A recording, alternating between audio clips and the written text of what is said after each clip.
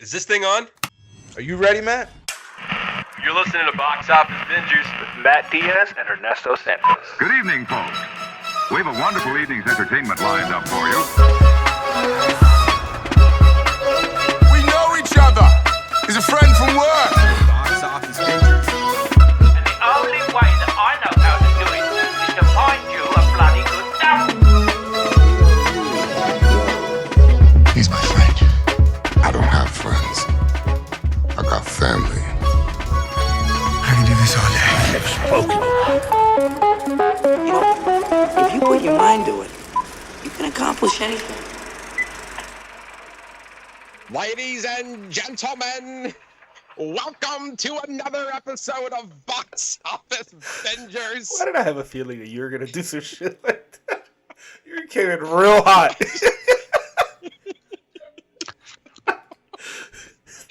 I just liked your reaction because you had no idea what I had a feeling that I was like, oh, that would be a good one for him to do. And then as soon as you said it, I was like, oh, there it is. There's that. There that it is. Semi Chris Hemsworth. Well, You know what? I respect that performance for sure. We're gonna get into that. Welcome to another episode of Box Office Bingers. It's gonna be a fun one today, guys. Ernesto, tell our listeners look at what are reviewing. What are reviewing this week? Nope, still said it wrong. What we are. Matt, why don't you reviewing sit? Why don't you this sit week. down? Why don't you sit down? I'm gonna get a drink of water. Maybe that's well. We are reviewing Furiosa, a Mad Max Saga. So you fucked me up too. A Mad Max Saga starring Anya Taylor-Joy and Chris Hemsworth, written and directed by George Miller, and of course, we have the wonderful Bryan Faux. Sir, thank you so much for coming back on. So excited to talk to you. Last time you were on was for Oppenheimer, a great movie. So I can't wait to pick your brain about this one. And we're also going to be doing Whatcha Watchin. How have you been, sir? Welcome back to the show. Thank you so much for having me. Good to be back.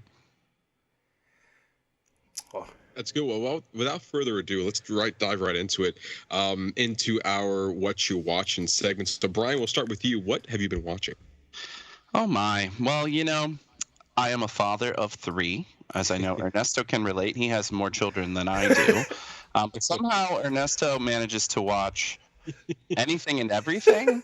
Yeah. And I sort of just kind of rewatch the same 4 Disney movies over and over and over again. However, I am able to occasionally sneak in something for myself, such as Top Chef. I'm not sure if you are fans of food television or this show in particular, but I kind of discovered Top Chef. I mean, I was aware of its existence, of course, because it's been on for over 20 years, but I never really watched it until the pandemic. That was kind of like my comfort food during the pandemic. And so I'm watching the current season, revisiting some of the, past few seasons that I didn't catch up with.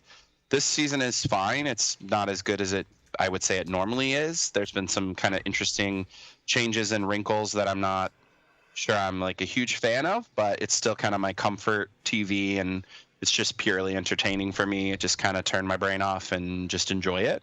And then, of course, I watch Bluey with the children, which is a delightful show. Very beautiful. Often find myself trying to wipe my eyes without the kids seeing.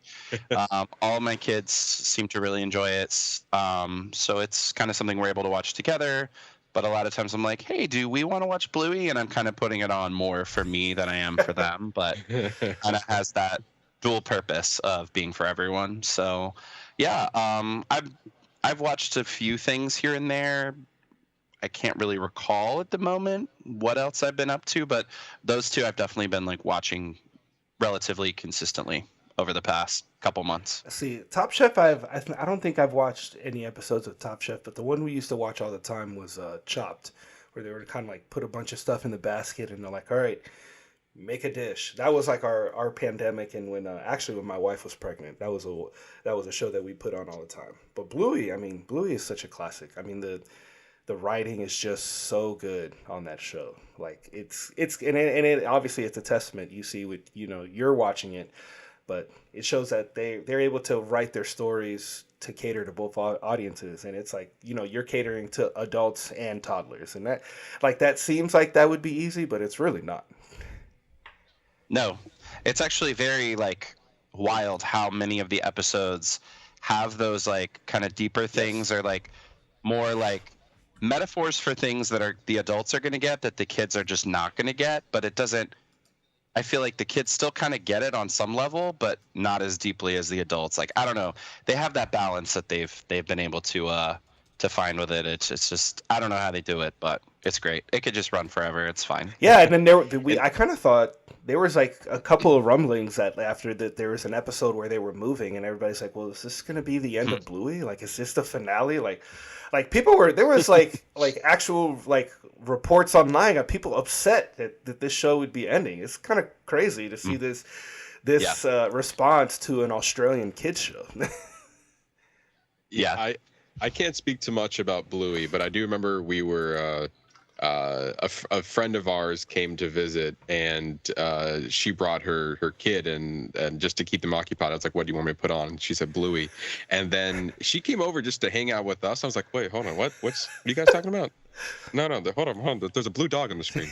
And then it's just like I was absorbed into, and we watched so many episodes. I was just enthralled as what the kid was, and the episodes are so quick. They're like 7 minutes, 7-8 minutes, and 7-8 minutes, and it tells such a beautiful story. There's one of them that had no dialogue in it, and I was like, oh my god, this is like cinema. Yes, this is like oh my god, this is a children's program. Is this a TV show? Like, what is this? Yeah, it's a TV show. What's going on here?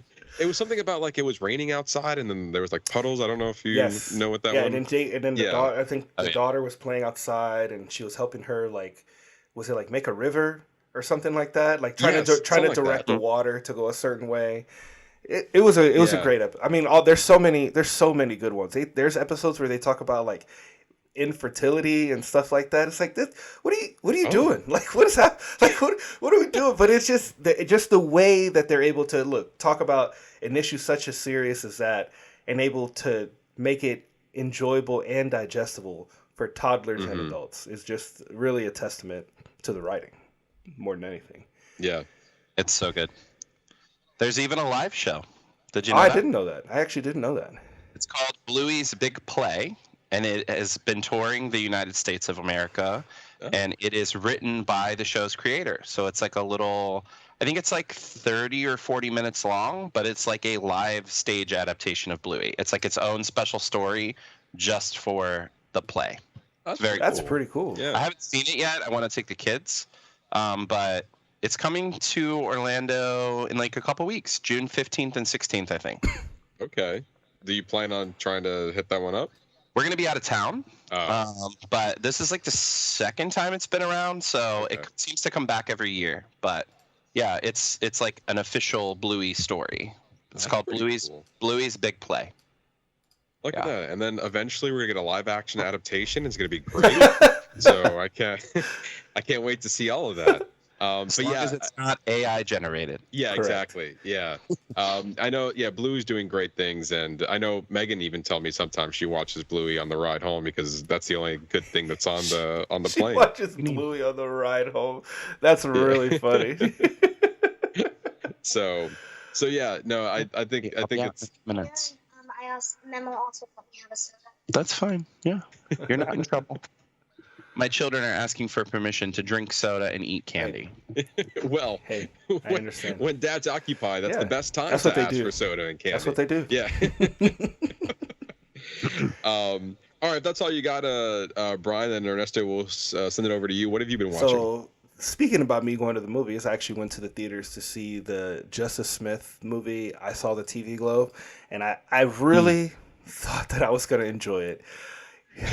Because it was A24 has been doing really good, but I watched this movie and I remembered it. I was like, oh yeah, A24 makes weird movies sometimes, and sometimes they make shit that's just like, it's just like too off the wall for me, and that's really what this one is. It's kind of a story of like loneliness and like trying to find camaraderie between another. Like he he gets introduced to this TV show. He sees a couple of ads for it, and he's not allowed to watch it because it's on past his bedtime. And then he meets this girl at school who's like obsessed with it, and he doesn't have any other friends. So then they find a way to connect, and he like meets up with her, and they find this connection through the show. But this girl's like at a really troubled home, and he keeps trying to go back to watch the show, and like she tries to get him to run away, but then he gets trapped in like this weird warped reality because he's trying to I don't know, man. It was a strange I walked out, the movie ended and I literally went, what did I just watch? Like, it's like, all right, that was a thing that I watched. Like, he ended up in like this weird fever dream where he's an old man and he thought people were the demons from the show, and he couldn't tell if he was in his reality, like, because they had this shared obsession. Like, he's so obsessed with the show that he's like completely disconnected from reality. It's one of those like movies that are just very, very meta for no obvious reason. So it was a thing that I watched. I don't really recommend it. It was not a. I kind of really wanted more from it. So it was a thing that I watched. Moving on. That's interesting that you didn't really like it, because I've been seeing quite a positive reception. I did too. I agree. I've also saw positive reception over that as well. I did not. Not for me. Not for me. What, that movie? Yeah, well, for me. It may have been for a lot of other just people. A classic instance where Ernesto is wrong. Yeah. I don't know. I can't say. I haven't seen it, so I can't say. It wasn't great. We also have been watching Bridgerton. We watched the whole I guess the first half season, because they've only released the first 4 episodes of the new season, and it was good. I mean, people made it seem like it was like the steamiest one, and they've got like that they've done stuff that they've never done before. But really, like, honestly, without giving anything away, nothing really happens until the very last. There's a few things that happen, but like nothing really happens until like the last the episode 4, the mid-season finale. I mean, it's fine. You know, I mean, my wife really likes the show, so to be honest, I really watch it for her. I watch it for her, and it's a show that we enjoy together, and it makes her happy. So then it makes me happy. So that's all. I guess at that point, that's all that matters. I don't like the half season drop when there's only 4 episodes. Come on, AMC, so, like, get out of here! Like, Netflix. No, but I'm saying, pull in like the AMC drop schedule, because they do like 8 episodes. Here's your mid-season finale. Yeah. See you in 3 months. Yeah, that's fair. I might be wrong, but I feel like in Netflix's case, it's often just I think it's happened a lot more since COVID. Yes.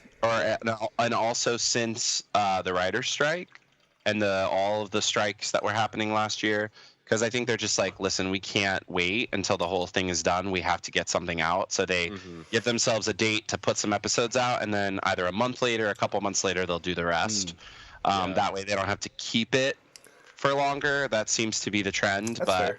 Other than that, there doesn't really seem to be any real reason, because if it was all there, people would just binge it all at once. Yeah, also maybe it might keep its relevancy. You know, if you keep it in the mind for like the month of May, and then we're going to bring more episodes back in the month of June. And then technically, if you think about it, because I think, what was it? It said the part 1 was in May, part 2 is in June, about a month apart. So like if they were coming out weekly, that would be 4 episodes within the month, and then you have the other 4 that follows. So I guess you're waiting the same amount of time. You can just spread them out however you want to. But in like just hearing it, like since it's not in a weekly manner, just putting out 4 episodes and then telling you to wait a month to watch the other 4 just sounds a little weird to me. But you do whatever you want, Netflix. You make more money than I do.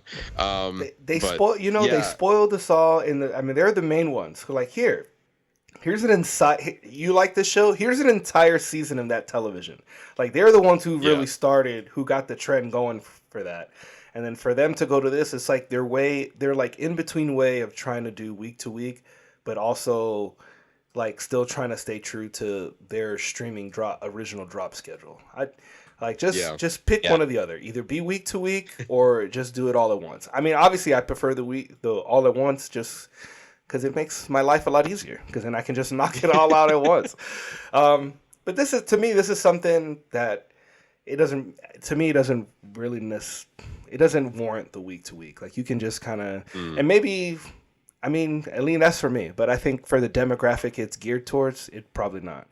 But what I will say, I think it's what the good part is that when you do this part 1 and part 2, right before part 2, you're going to get an influx of people who are like, oh, well, I've already watched it, but part 2's coming out. So I need to rewatch part 1 in order to refresh my memory to watch part 2. So, I mean, I get it. You get more people to rewatch the stuff that you've already dropped in preparation for that.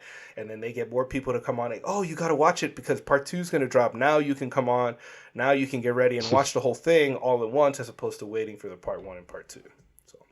Or you just have people that would just wait for part 2 to come out and watch all of it at once. Yeah, but doing it this way, you kind of hit a little bit of all those demographics. Sure, that makes sense. Yeah. All right, and I watched the new South Park special. It's just South Park is just a guilty pleasure, man. I just think it's so funny, and I just think that they are so smart. Like they just don't care.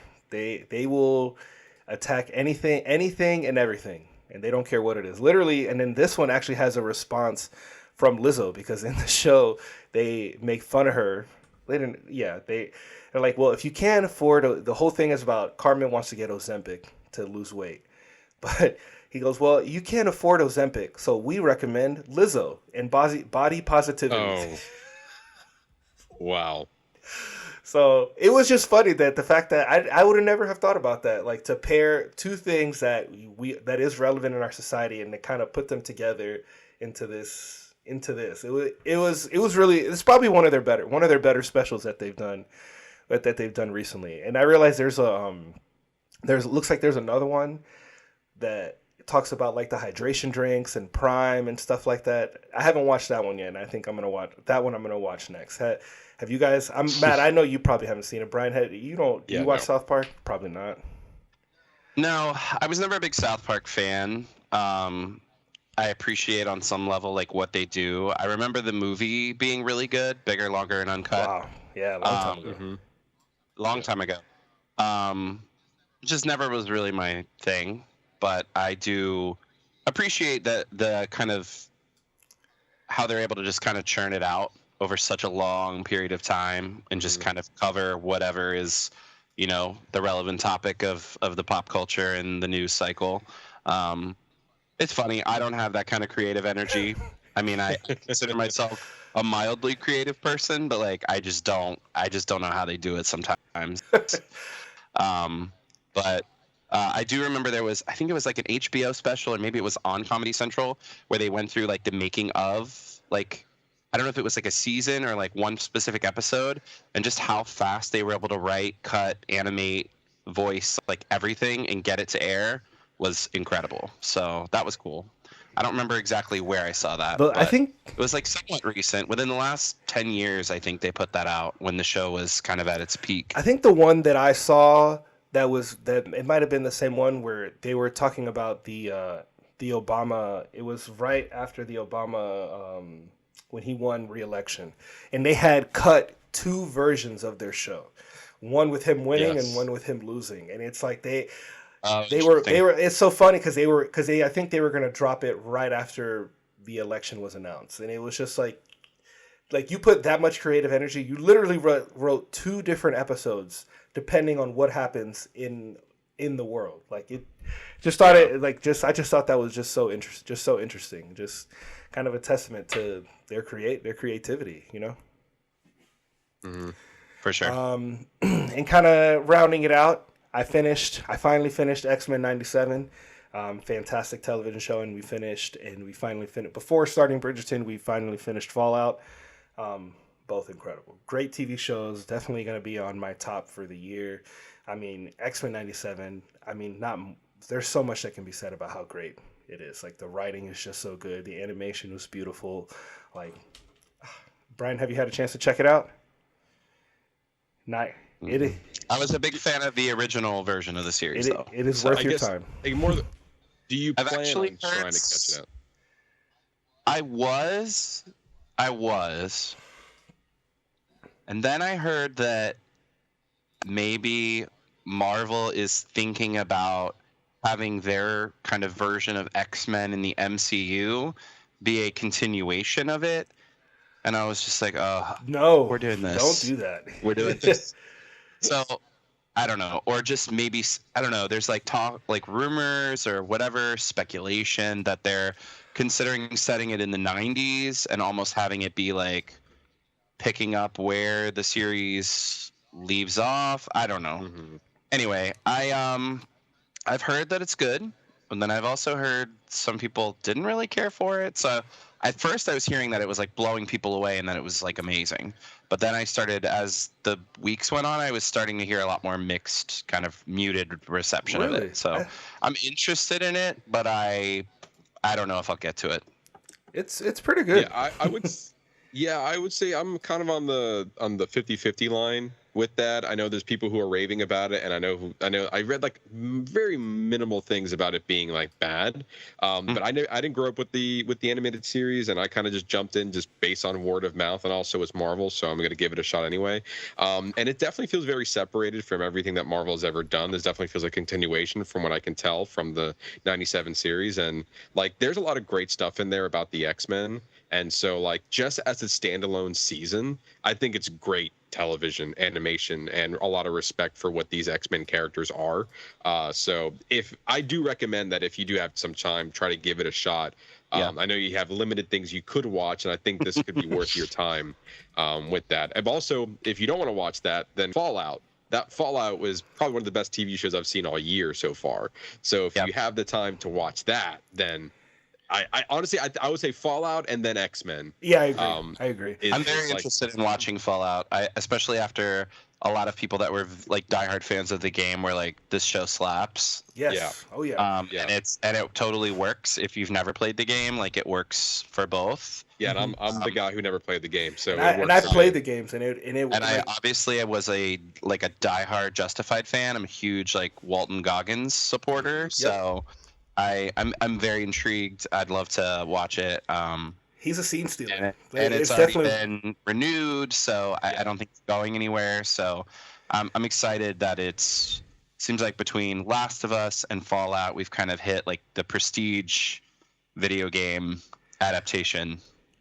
I think Fallout surpasses The Last of Us, because whereas The Last of Us is like literally a beat for beat remake of the game, whereas this, like Fallout, is more open world and open ended, where they took a lot of the concepts and they were able to create their own version of the story. And it still feels true to this is probably Fallout, and I've said it before, Fallout is probably the truest video game adaptation that has been written to date. Like it is the best, hands down. And then Matt, I think that is all I have. And then we have some. I know we have some stuff that we are going to be sharing. I know you finally said you finally got to watch Baby Reindeer. We did get to watch Baby Reindeer, but this is me just speaking out loud. For the sake of time, though, do you want to save it for next week?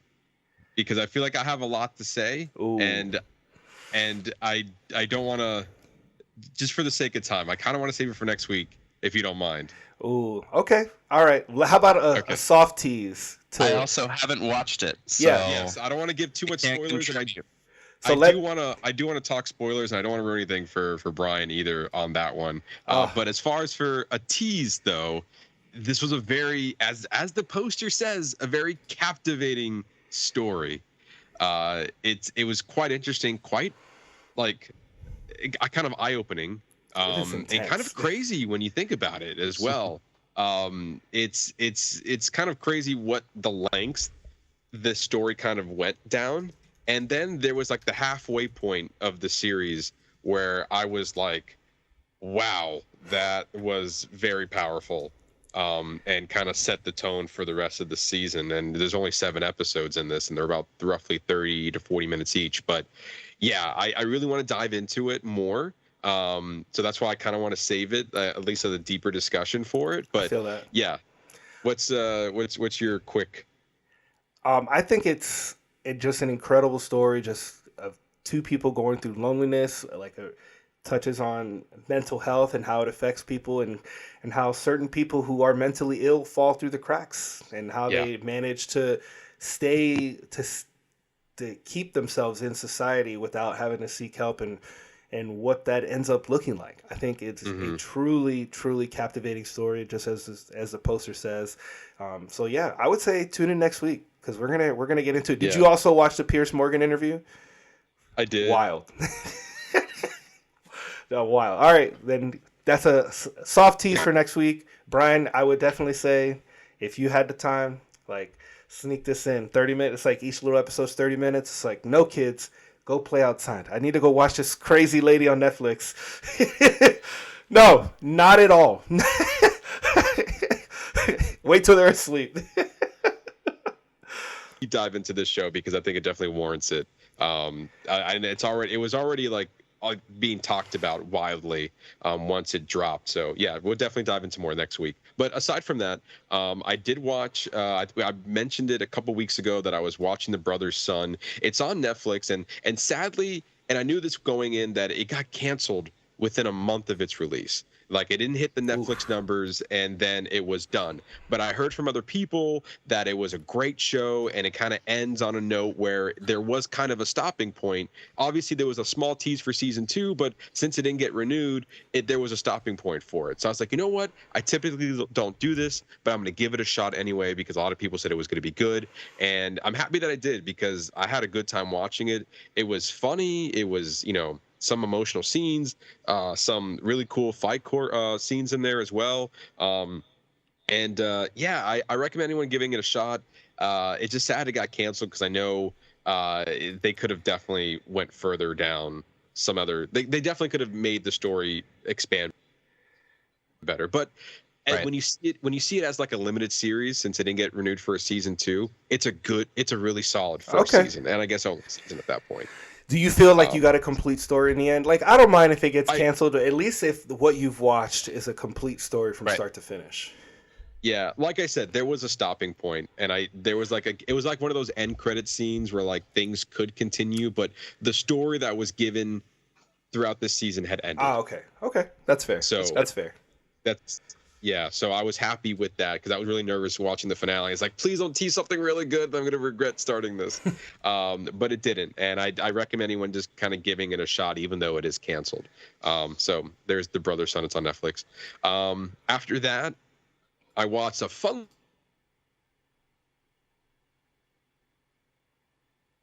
We have not dipped into that particular film. Oh, you cut it. Is it on the list? Oh, you cut out. I missed like half of that. Can you still hear me? What? Mm-hmm. Matthew, you cut out. The kids are they're in their Trolls era right now.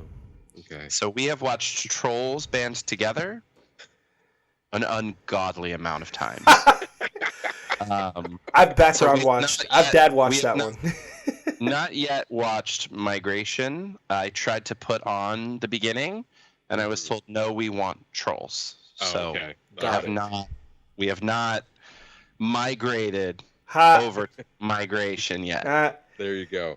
Well, I will say, whenever the kids are ready to watch it, I do think it's a fun family movie. I'm not I feel like Illumination, it's just the Minions machine and then pets. And when they avert from Minions, I think they can actually turn out some pretty good content. Obviously, last year they came out with Super Mario Bros. Movie, which was mainly generated to kids, in my opinion. I think some of the best from this animation studio is Sing. I really like Sing.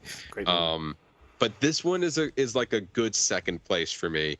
It's at a quick, very, very quick, an hour and 15 minutes. I shit you not. I was surprised when that movie was over. And I was like, wow, we are done already. We literally flew through this story. Thank you. And it was like really solid. Like Kumail Nanjiani plays the dad, and Elizabeth Banks plays the mom, and it's just a fun, cute movie as these ducks are just migrating to Jamaica, and they run into certain things along the way, and it's a really good family movie. And the animation's really good in it as well. And so I give props to Illumination for actually giving us a movie that's not the Minions. And I say that as Despicable Me 4 is out this July. So I do think that once they avert from Minions, they can actually turn out some good content, and I think this is amongst them, one of them. And it's also geared for families, not just for kids. So I think there's a lot you can get out of this as well. Well, what's really crucial is that you hit. I think is that it probably even good for younger kids because of that hour 15 runtime. It's like that nice little sweet spot where you can really captivate even a much younger audience. How do you think it could hit a much younger audience as you've seen it? Yeah, I think so. Okay, cool. I think it's really generated for families, and there's enough going on that you can, at least be swept away by the colors on the screen. True. Like there's a lot to look at. So yeah, is that on Peacock? Yeah, it's on Peacock. Cool. Yeah, just hit Peacock about a week ago or 2 weeks ago. Oh. Yeah, and the last thing that I watched is actually I went to go visit Stev over the Memorial Day weekend, and there was literally the day that my flight out. And he had just put this on because he's a big Jurassic Park fan, and we both had watched the Jurassic World Camp Cretaceous series, 4 seasons on Netflix, and I talked about this in a previous episode. But for the most part, like the first 2 seasons were good, and the last 2 seasons were just okay. And it kind of ended in a way that I wish there was more. And then all of a sudden, they were like, "Hey, we're bringing out a new show called Jurassic World Chaos Theory," and it takes place 5 years after the events of Camp Cretaceous, and it's in between Jurassic World Fallen Kingdom and Jurassic World Dominion. And I said, okay, this looks interesting. And let me tell you what. This TV series, it's 22 minutes each episode, runs very quickly, 10 episodes each. Stev and I watched the first 8 episodes, and we would have finished it if I didn't have to catch a flight. And I finished the last 2 episodes on that flight because I really want to know what happened next. This show is 10 times better than Dominion ever could be. Like, it really does what we want it to do. It takes place during, like, what happens when the dinosaurs are around our society. This show goes through that. It's not that hard, people. This show understood the assignment. And so it's a mystery because one of the characters is presumably dead. And I was like, wait a minute. So you killed off one of your main characters, and you're telling this mystery story of why, like the mystery of her death. And you have like some of these tones are very serious for a kid's show. And I was like, damn, there's some good storytelling in this. What happened, Dominion? You got paid millions to give us shit. And they got paid probably much less than that to give us some actual good content within a kid's show. And it's definitely primed for a season 2 because they set it up very nicely for it. I don't know if it got renewed, but I would hope so because they left a pretty big cliffhanger at the end of that end of the last episode. So, if you're still within the Jurassic World hype, this is way better than any of the movies put out. I like Jurassic World, but after that, like the last 2 sequels were not good. Yeah, but the show's keeping this franchise alive. I mean, they're bringing them back. They're in the works to get the next Jurassic World movie going. Why? Yeah, they're not slowing down on that one. I don't know. Money. They want money. I guess that's true.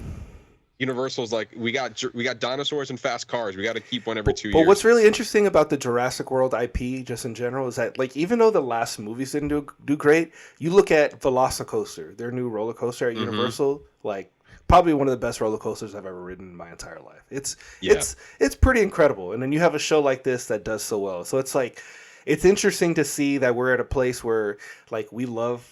There's a love in the core of the main IP, but then how the things that are branching off from it are starting to be way more successful than the franchise that it's branched off of. Yeah, and I think this is more of a legacy franchise. Obviously, it's standing the test of time in multiple fashions. Yeah. So, like, when it's bad, you're gonna hear about it, but also when it's good, you're gonna hear about it. And I think at the end of the day, people are still gonna show up for it, and you're just hoping that it's good because this is a strong IP. Like the idea of dinosaurs roaming our society is still captivating as it was when Steven Spielberg brought it to the screen. Even when the book came out, a couple years before that. So. Yeah. There's a morbid curiosity. It's kind of like people who say that they've given up on like Star Wars and are like not into Star Wars anymore. Mm-hmm. They're always still going to check out the next Star Wars thing because it's just it's that brand recognition, and you're like, but what if? But what if it's? What if? It's the same idea with Jurassic Park. I agree. Yeah.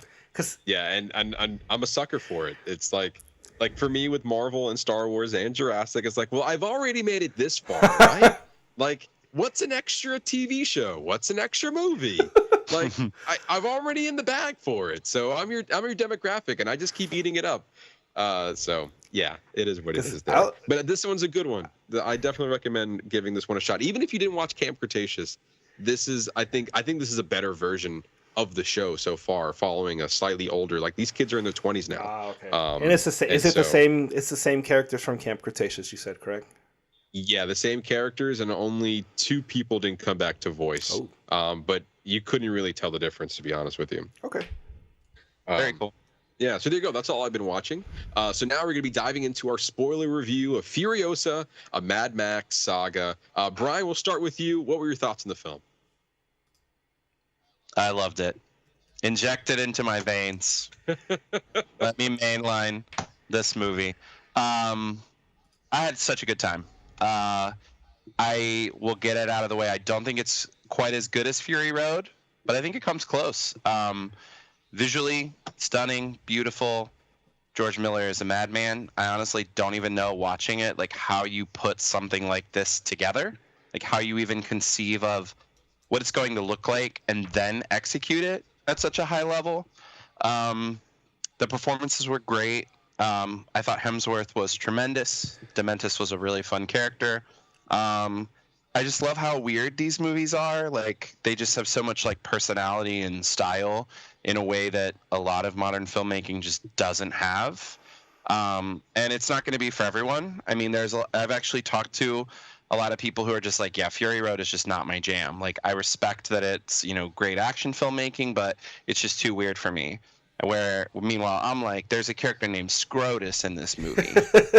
So I'm in, you know? But in all seriousness, there is like, it's like, I don't really know how to describe. It's just like, there's just like an art to these movies where like you could just mute them and just watch them with no sound and they would play almost just as well. But it was really fun. The theater was like, the theater I went to, I didn't see it in any special format, but I guess just the way the sound was mixed and just like the way those vehicles hum, my feet were literally like shaking at multiple points from like the engines of the vehicles and stuff. And it was just great to be in the theater. Great to see something that was like cinematic and entertaining. I thought, thematically, there's some rich stuff in there. There's the narrative is like spare, but so is kind of the narrative in Fury Road. But at the same time, Miller has this way of like giving you so much information about the world and filling out the world, and the world building is so strong with so little.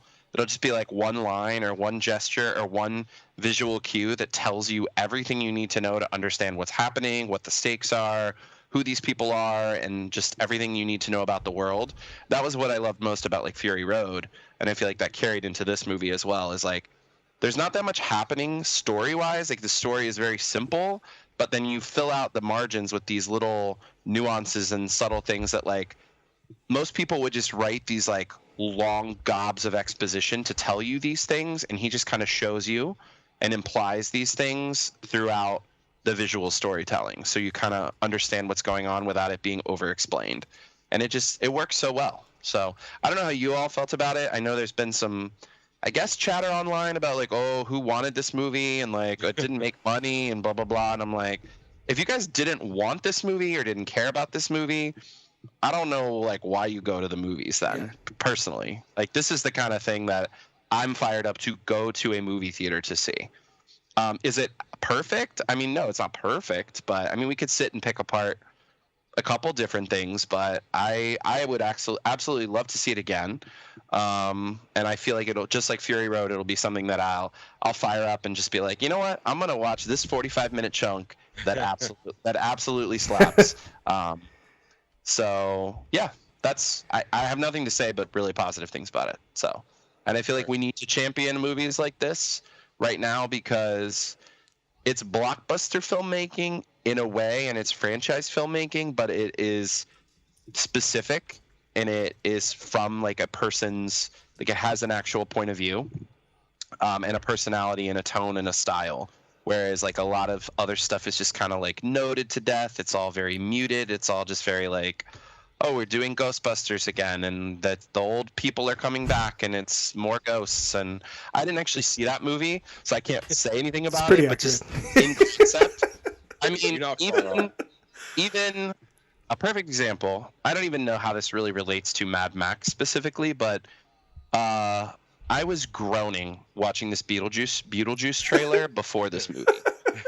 I have nothing against Beetlejuice. Like, I think the original movie is like really fun. It's really creative. I haven't watched it in a long time. I was very fascinated by it as a child. We don't need a sequel. Do I hope it's good? Sure, for people who want it, but I'm just like, that's the kind of schlocky slop that we're getting. Whereas this, like, yes, it's a prequel, but it rocks. Yeah. So. But I think it works. It works. It works as a prequel. It absolutely works as a lead-in into Mad Max. I liked it. I did enjoy it. But my thing is, I was hung up on the story, and I totally get it being a simple enough story because we get these action sequences of traveling when they're traveling in between the towns were absolutely phenomenal. I mean, seeing that the war rig that they actually created for this film, and like what they put into it, and I mean it was great. I just wish it wasn't 2.5 hours long. Like I wanted to learn more about Dementis in the beginning because he was so an interesting character, and we did get a little snippet about why he is the way that he is and how that relates to Furiosa's character, and I was like, oh, that's really interesting. I would have loved to have seen even like 2 minutes of that as we're getting into the film to understand, maybe as like an intro to Dementis. But you kind of answered the question where it's like, that's not really his style of filmmaking. Whereas he'll give you that, we got towards at the end and their face off in the end. We did get this 1 or 2 minute where he mentions that, his family was taken from him, and that's why he is the way that he is. I would have loved to have seen a little bit more of the war in the end, of like kind of like feel like we used all of it, all our action sequences kind of towards the beginning, and I'm assuming, did her friend die? The one who like trained her? Yeah, I'm pretty sure he died. Right, he died. Right? I'm assuming. Yeah. I mean, because just that everything else was just so brutal, and we got to see everything, and then it was just very like he seemed like a very crucial character to have an off-screen death as such, Mm-hmm. I think so. My thing is, I love the action sequences. I thought they were really. I thought they were fantastic. Just between all the practical effects that go into making a movie like this. I also liked in the end their kind of touch on mythology and like, when they talk about how Dementis actually found his peril in the end, and how there's so many different tales, and I like that because then how that ties to the mythos of Furiosa, and when she comes back as the Imperator at the Citadel, like she comes back with, oh well, she's the one who took down Dementis, and like now she has this mythology attached to her with this person. So I actually like that. That was one of the parts of the story that I really seem to enjoy. I'm kind of. I want to be you, Brian. I really wanted to like this movie. And I think I'm going to lean more to Ernesto, where it's like I did get hung up on the story just a little bit because of the fact that like everything that was said in maybe a sentence or just like because I rewatched Mad Max Fury Road before I watched Furiosa, and there were just a couple of lines that were in there. They're just like, yeah, I got taken from the green place. Yes, this and this happened, and then we get a movie that pretty much gives us a 2.5 hour version of what we kind of already knew. And as far as like me being fully engaged into I'm just talking about the story wise. I feel like I didn't get much out of it because I knew the story beats that were coming, and I didn't feel like I was going to get anything new. Like, believe it or not, it took us an hour before we got Anya Taylor-Joy on the screen. I also wasn't expecting that either. I thought we were going to get a quick, like, she gets captured, and then years later, and yet we got this journey up until the point where she's a little bit older, and then we're slowly getting the Furiosa that we get in Mad Max Fury Road.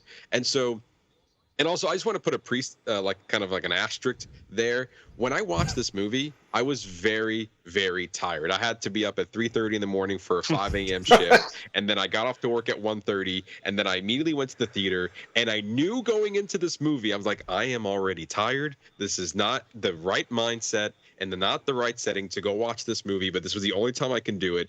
And then I'm literally nodding off while I'm watching this movie. So much so that when I went to go watch recap videos of like, hey, here's a few things that you might have missed, and I watched 2 of those videos, and in those videos they were going over a scene, and I was like, when did that happen? And so like I feel like part of me even reviewing about this, it's a little bit like I'm going into it. I didn't set myself up for success watching into this movie, and so I kind of want to put that out there. Because some things I did not actually see, and it was told through a recap video what I had missed. But nonetheless, like I think I did get hung up on the story and how, like by the end of it, we just got to the point of where Fury Road was, knowing all the events that we kind of already knew already. But to Brian's point, everything else about this movie, it was very like poetic in a way. Like you expect these big action set pieces to close out your movie, and yet it was just filled with this vengeful, like, she's just like talking down to Chris Hemsworth and what was it, Dementis?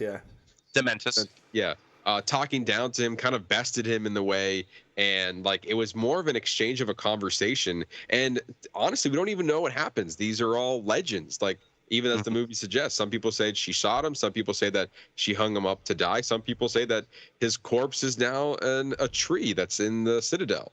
Like, I like that it was kind of, we don't really know what happened to Dementis at that time, which I did kind of appreciate that ending because, to your point, most endings are very big and grand and this big action set piece, and you would think that would happen given the nature of this movie.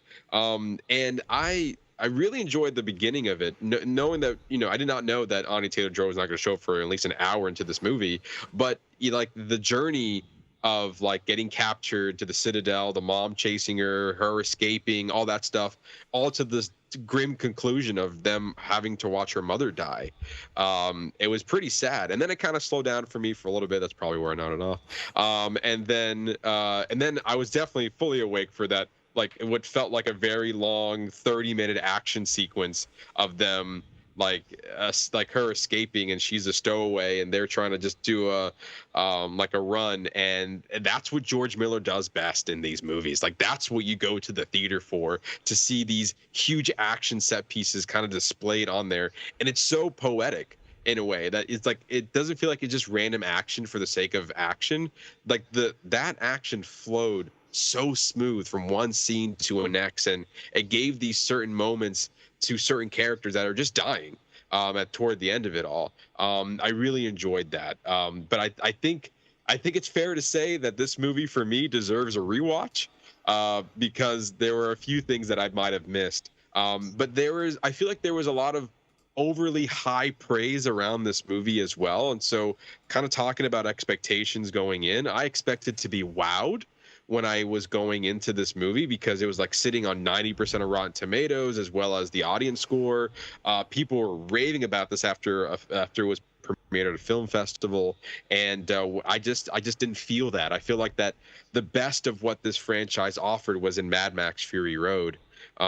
And I think I do give credit to like the simplicity of that story, where this one was kind of diving into a little bit more, and maybe I'm just not that invested into the Furiosa character, but I do respect a lot of what this movie was doing. I enjoyed Anya Taylor-Joy's performance, and I give credit to Chris Hemsworth with a ready, steady. I just loved how different. I mean, it was such a completely 180 from anything that he's really done, and with the prosthetics that are on top of that, and just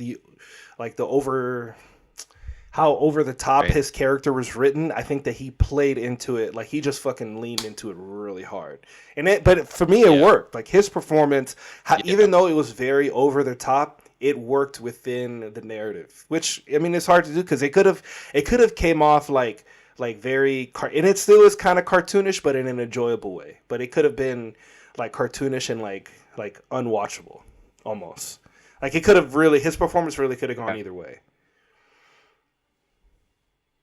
Yeah, exactly. And that's kind of what these movies are. Is like they're kind of like a mashup of like lowbrow and highbrow, and they're very like poetic and elegant, but they're also like very weird.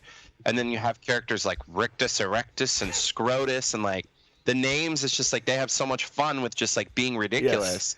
But it's also just in service of like entertainment, yes, but it's also like it borders on like there's like an art to it. Like I know there are the books of like concept art and like the storyboards, and I know that I'm sure you all know, I mean maybe you don't know, but there's kind of all these legends, and there's actually this oral history book that I actually have read called Blood, Sweat, and Chrome about making Fury Road, and there's a lot of stuff in there about Furiosa as well, because that story was kind of in Miller's head first, so there was kind of a Furiosa script that existed as like the backstory for the Furiosa character, but they went with making Fury Road first. But the book chronicles like how hard it was to get Fury Road made, and it's just insane how much this just kind of lives in his head and how much he knows like what he wants it to look like. There was no script for Fury Road, no traditional script. It was all storyboards. I believe there was a script for Furiosa. I don't think they fully storyboarded every shot like they did for Fury Road. I might be wrong about that. But that's a really good book, really interesting book. Blood, Sweat, and Chrome, really cool. The shock. That does sound interesting. Yeah. It's literally everybody that worked on the movie just talking about the absolute insane shit they went through making Fury Road. Because it just got pushed and pushed and pushed, and the studio was like, I don't know. There was this back and forth about who was going to play these roles. Right. I guess another podcast I was listening to about Furiosa actually reminded me that the script that they used to audition when they were auditioning people for Fury Road, like everyone that auditioned was given that Furiosa and Dementis scene at the end of the film, because that scene already existed, but they didn't give them the character names, and you could pick which character, because they were supposed to be like gender neutral, so you could just pick, do you want to be F or do you want to be D, and you would just read whatever part you kind of spoke to you, and that was how they auditioned people for Fury Road to kind of cast that film and fill that film out with all of their actors. So it's interesting how much this movie kind of lived in Miller's head and existed kind of in tandem with making Fury Road, but also like I think he wanted Fury Road because it had that Mad Max tie, and then he could go back and do the backstory. How would you all feel, all of this talk about, it only made $31 million opening weekend, disappointing, et cetera, but he is supposed to make another movie in this franchise called The Wasteland. Are you guys up for that? Are you in on that? Are you down? What do you think? I think I'd be down for that. Do you know if it's a prequel or a sequel? I honestly am not sure. I can't remember what the stories were saying. I feel like there's speculation that it would be more of a sequel, and they would potentially bring back either Charlize Theron and Tom Hardy, one or the other, or both. I'm not really sure. I don't know that they're going to use Mad Max in the title, or if it's going to be The Wasteland, a Mad Max Saga, or if it's just called The Wasteland.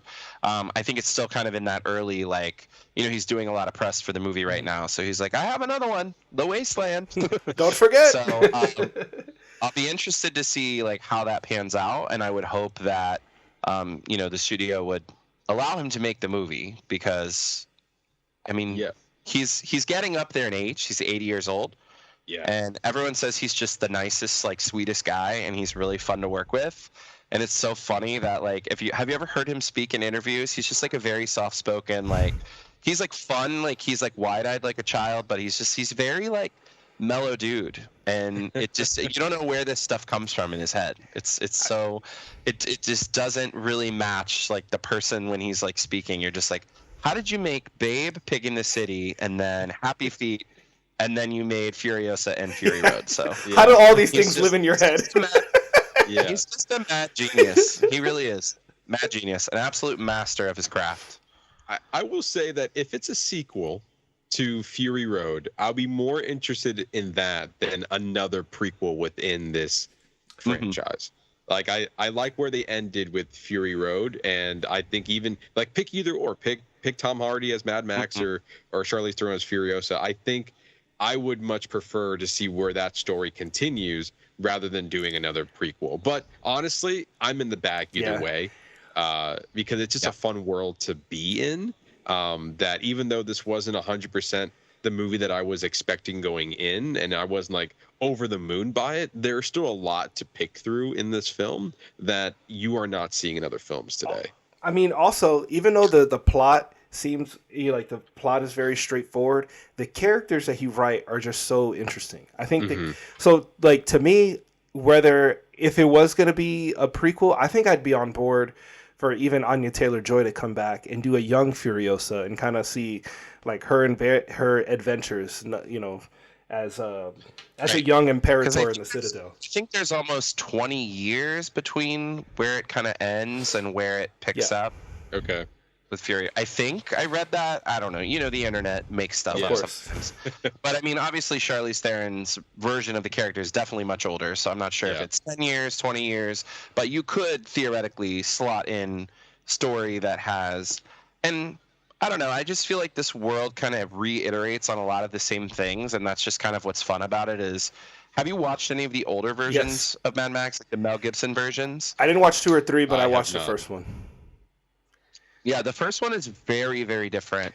The Road Warrior the second one is much more akin to like the style of what he's doing. And it's still very different, but those big chases with a lot of vehicles in the desert, some of that visual style is still there. I haven't seen that one in a long time, but yeah, he just kind of, this one even has a lot of similar sequences and kind of visual language as Fury Road. And some of it could lead to diminishing returns if we're going to just continue to kind of make these movies in this style, but for now I'm all in on it. I'm here for it because it's so singular. Like there's just nothing else like this. I don't even know what I would compare this to. Like it just kind of is its own thing. It definitely is its own thing. It really is. Yeah. You mentioned it, and so I want to briefly talk about it because we typically do, especially in the blockbuster season in the summer, the summer blockbuster season, is that it didn't do well in the box office. It opened at $26.3 million opening weekend. Currently, at the time of this recording, it has received $37.1 million domestically, $32.8 million internationally, and a grand total of $69.9 million worldwide at a budget of $168 million. So, Brian, I will ask you, where was the disconnect? Why didn't people come back to see this movie? Granted, Fury Road was a massive hit, and it was rave reviews, won so many Oscars. It came out in 2015, though, so it was 9 years later that we actually got anything else in this world. Like, why do you think people didn't show up to this movie, even though the reviews on this was just over the moon?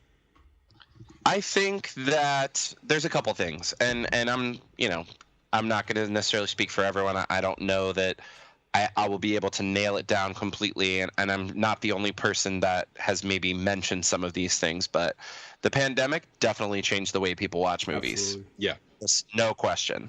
And so I feel like there are movies that we expect to do well that just don't, and there are movies that, they want to do well that make $1 billion, and it's like, what is this? Like, why did everybody turn up for this and not this? In the beginning, when Fury Road was first released, it wasn't a runaway success right off the bat. It was kind of a word of mouth, kind of picked up steam over time, and then obviously cinephiles are just like, this is one of the greatest pieces of action cinema ever, and then you carry that all the way to the Academy Awards. Obviously now it's been a thing for 9 years, so just quickly looking at their box office reception, it opened at $45.4 million, and worldwide it collected $380 million. So to your point, it had a budget of $150 million. So it opened at 45, which some people were like, okay, that could be a little concerning given the big budget, but then it made up for it with 380 at the end of the day. So to your point, but also at that point, it was kind of a dormant franchise. Yes. Australians are very into it, and we're ready for, a sequel. It had been long awaited, as that book that I mentioned that chronicles how long this process took to even get Fury Road made. Mm-hmm. And so I think that, and if we're being honest, like, I love this movie. I would watch it 100 times over. I would take this over just about even your best Marvel movie that when Marvel was at its peak. just as an example. I mean, I'm a big Star Wars fan as well. I would say that franchise also has had its kind of missteps and its decline. So I would take this over that because I just don't feel like there is anything else like this. But these movies are kind of niche. Like, they're not really for everyone because there is that very weird. There's just that weirdness to it that like not everybody's gonna get. That it's playful and fun, and it's weird, kind of for the sake of being weird, but also just because why not? Like, everyone's gone crazy in the way we have crazy character names, and some people don't care about action movies in the way that we might. So and I do think the pandemic changing the habits.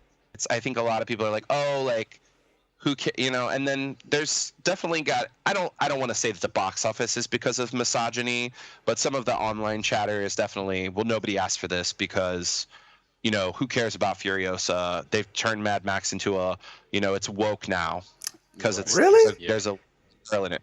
Yeah, I mean, that's just internet stuff. I don't necessarily equate that to anything that real people, real moviegoers or real cinephiles are saying necessarily about the movie, but there might be a contingent of the audience that's just like, this is too girl power for me. Like, I'm just not going to support this because it's not about Mad Max anymore.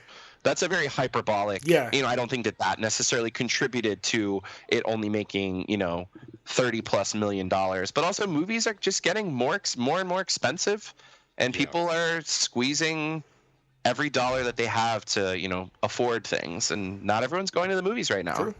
I do think that because of kind of word of mouth, and because there's not a lot right now in the cinema that is kind of at this level, that I feel like over the next few weeks we might see kind of a word of mouth influx, and kind of it might have legs at the box office where over a period of several months it might make back its money, but maybe not right off the bat.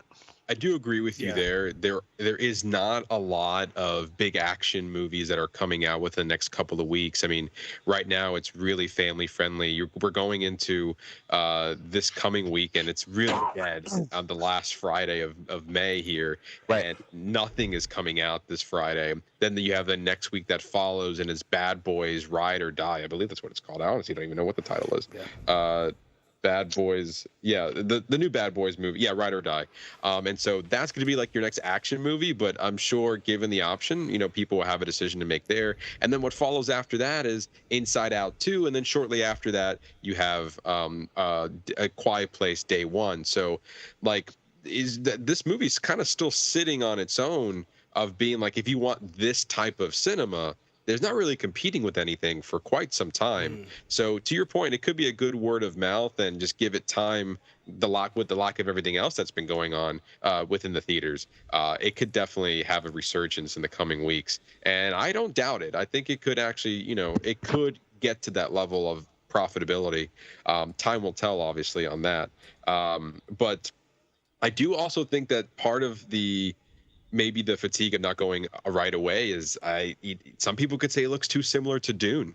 Like maybe not like, not story wise, obviously, but like, I already saw a sand movie. Like, if you're looking at it just purely, not even thinking about it, it's like, I already saw a movie that everyone went to go see about sand and like in the desert. I want to go see that again.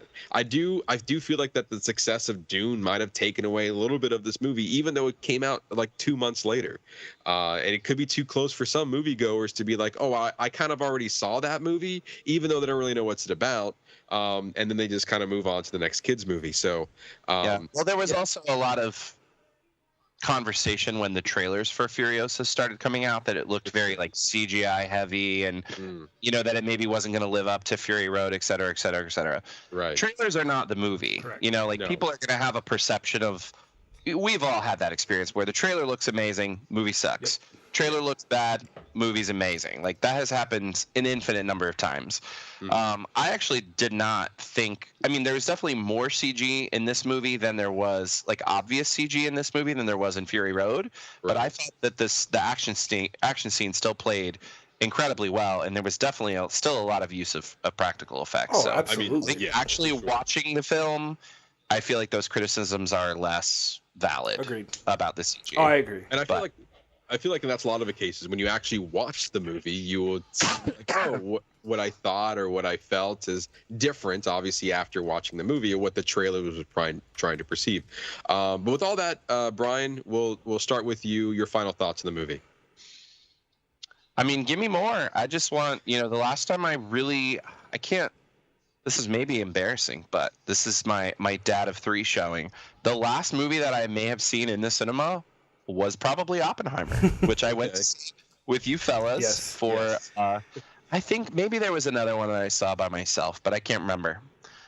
So I'm always just happy to go see something like this that is clearly designed for that immersive experience. I'd almost love to go see it again in IMAX, because I'm hearing that people that are experiencing it in IMAX are getting a lot out of it because it's just the size of the image and just how like breathtaking, the visuals are and the scope and scale of it. So, but yeah, I like this type of filmmaking. I think Miller's just really like impressive at it, and Fury Road was such a breath of fresh air. And so while I don't think this was necessarily on that level, it definitely comes close. And I can't believe that these 2 movies even exist when you know the backstory of how much they had to go through just to even get these things to happen. It's kind of a minor miracle. And so for me, I had a really good time. I thought it was extremely entertaining. I walked away, Hemsworth, obviously I already thought he was a great performer, but I feel like this just absolutely shows his range. So that's great. Anya Taylor-Joy, obviously, has been kind of, I wouldn't say she's an up-and-comer now. I feel like she's there. I feel like people know who she is. She's been in a lot of major projects and really shown what she can do. So I think choosing her as the younger version of this character and having people be able to accept her was a great choice. And I'm ready to go again.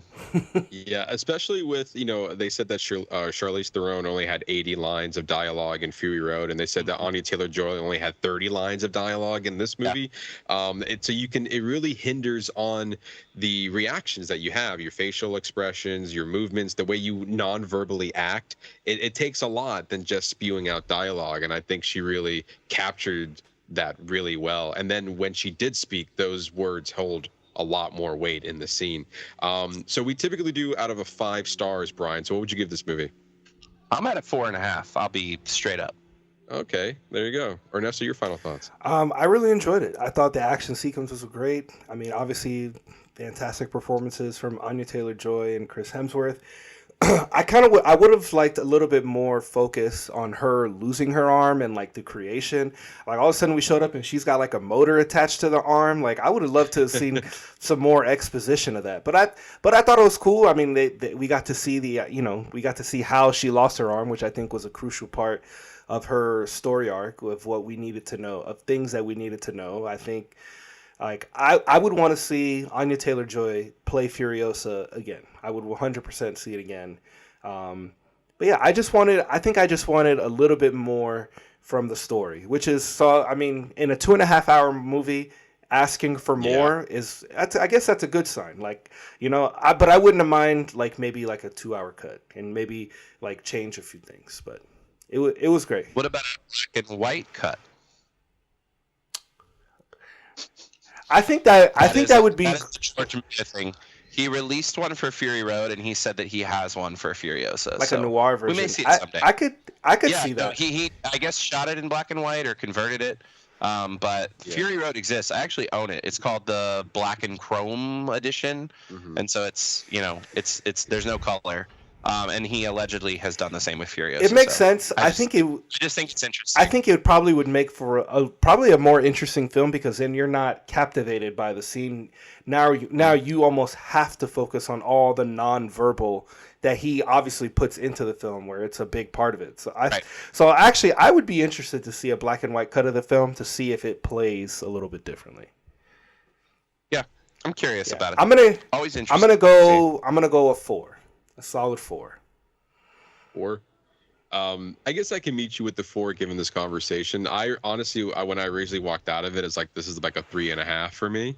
But given this conversation, there was a lot of things that was brought to light. Obviously, I wasn't half asleep when I was walking out of the theater, as we are with this conversation. So I think again, this for me, it needs a rewatch. I feel like I didn't give it its proper due, and so I want to go in there. I'll probably wait till it comes out, probably on Max at this point, and I'll give it another watch again, and kind of actually watch the movie fully awake, maybe with a cup of coffee next to me. But I overall, your honesty though. Yeah, I mean, we gotta be, because if I'm just here lying, review, and then you're like, I was kind of sleeping a little bit off and on. So given that, like, I walked out of it with a 3.5, and Ernesto says it's a 4, and you're saying it's a 4.5, and I'm like, well, I probably could have been a 4 if I was not sleeping through some of the scenes. So I can probably meet you guys around the 4 area as well. But the scenes that I was awake for, I was enjoying for what it is. Also, again, playing on those expectations. I feel like that the expectation what I thought I wanted from this movie is now gone because I've already seen it. So now I got to take the movie for what it is, and I think I might come out of it with a little bit more enjoyable experience and maybe more invested into the story that is there. But I do agree with Ernesto that the lack of a story in a 2.5-hour movie, I kind of wish there was a little bit more to grab onto, given the long runtime. If this movie was an hour and a half, then I feel like we might be having a slightly different conversation. But I do think that I kind of want a little bit more from it, because I feel like I knew where we were going half the time, because it was following the dialogue that we already heard from the previous film. And so I was like, yep, she got taken. Yep, her arm is gone. Yep, she was trapped there, and all this stuff. And we were just given a lot of the Dementia stuff that we weren't told about. And that was the driving force of this movie. And also, again, I give a lot of props to Chris Hemsworth for that very different performance I haven't seen him in a while, as well as like how he kind of navigated through this entire movie. It was very interesting. His character was very interesting. A lot of layers to it that, again, to Ernesto's point, I wish we were able to dive into more of his character. But at the end of the day, his name is not on the title. It's Furiosa. And so we were kind of following her journey. I just wish I was getting a little bit more from that journey at the end of the day. But overall, you can't deny the spectacle that this movie gave you, with this, really, really epic action sequences, and just the look and feel of this movie. It speaks volume, really. So it's a little bit shame that a lot of people didn't come out to go, opening weekend. But it is Memorial Day, so I feel like it is kind of a hit or miss when it comes to a holiday weekend. There's a lot of other things you could be doing than going to the movies during a holiday weekend. So, to Brian's point, maybe good word of mouth and a lack of options in the theater of that giving you this level of cinema. It might come back in the next couple of weeks, and slowly, it might pull an Elemental like it did last year, and it had a really poor opening, but then it just slowly became a hit after that, and maybe Furiosa can hit that mark as well. But yeah, there you go. That's our spoiler review on Furiosa, a Mad Max Saga. Brian, thank you for joining us again. It's always wonderful to have you on the show. It's crazy that it's been all the way from Oppenheimer. We always have. I think it has. I think this is my 5th appearance on Box Office Bingers. Okay, I do. Yeah, because you came on twice last year. You came on for Little Mermaid. That's right. For Little Mermaid. And for Oppenheimer. Yeah. And then sometime a few years back during COVID, we did Blow the Man Down, the Amazon Prime movie. Yes, that's right. And we did Artemis Fowl. Sadly, Artemis Fowl, which I don't forgive you all for making me watch. Which is not, you can't even watch it on Netflix. It's been scrubbed? Yeah, hasn't it been scrubbed from existence? Yeah, it doesn't exist anymore. Yeah, yes, it has. So now you too can listen back to our episode of the movie that no one can watch now because it's not available. So what a time to be alive. Are y'all ready for season 3 of The Bear? Oh my God, yes. I'm so excited. Wait. I don't watch TV, but I will watch the shit out of The Bear when it drops. I will be not sleeping until I have watched the whole season. Oh my God. And it's great that they're putting it all out at once. And I was like, oh, this is going to be a great weekend. This is going to be a great weekend. Their little timetable to get the show out has been on point. Yes. It's like, film it, get it out in the summer. Yeah. Renewed. They film, they write it, they film it, they get it. It's like, this is like the 3rd year in a row, like clockwork. We've got it. on our screens. Absolutely. You know, I think it's just a real test. I mean, they've got to be careful because Jeremy Allen White, his career's blowing up after the Iron Claw. He's got another movie. He's got another movie he's working on. Same thing for Ayo Edebiri, and then you got Ebon Moss Bachrach, who's going to be. He's going to. He's going to be a Marvel boy now, so he's going to be gone. Yeah.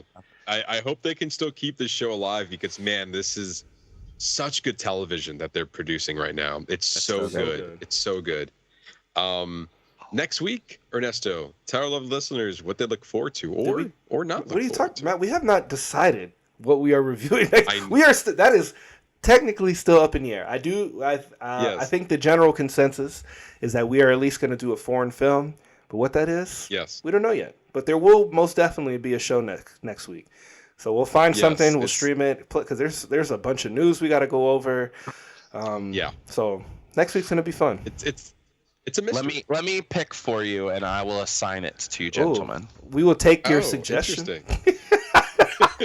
All right, what you got? Is it a foreign film? I don't know. I gotta think about it. Okay. Foreign film. Yeah, foreign film. Yeah, we'll pick a foreign film. Yeah. We typically try to do one every month. I mean, we've been kind of slacking. We didn't do one for May. between the Oscars and all. Well, we watched a lot during the Oscar season, and then a lot of big movies came out, so those took a little bit of priority. So now, as we mentioned, there's a little bit of a lull in the blockbusters and the release schedule, so we can now find some time to fit another foreign film. And so, it's a little bit of a mystery what we're reviewing next week, but rest assured there will be something that we'll be talking about next week, as well as diving into some news. But if you want more from us, you can always follow us on all of our social media channels on Facebook, TikTok, and YouTube at Box Office Bingers, our X and Letterboxd page at Box Office Binger, and our Instagram and Threads page at _Bingers. There is no shortage of places you can find us. It's all there. We have reels, we have videos, we have Movie Showed on Mondays, we have New to Stream Fridays. It's all there for your enjoyment. You can see all of our reviews on our Letterboxd page. So if you're not following us, what are you doing? Just go ahead. Let's go. What are you doing? You might be doing other things, and I'm sure you are, but it takes you 2 seconds to hit that follow button, and then you might be surprised what you get out of it. So there's that. We'd like to thank Bryan again for joining us. It's been a real pleasure, and hopefully it doesn't take another year to get you back onto the show. So hopefully we can work out another date and get you back on it soon. Always a pleasure, sir. Absolutely. Thank you, gentlemen. Always a pleasure. You. Yes. And that's all the show we have for you guys this week. Come back next week for more movie fun. You're not going to regret it. And for that, I've been your host, Matt Diaz. Ernesto Santos. See ya.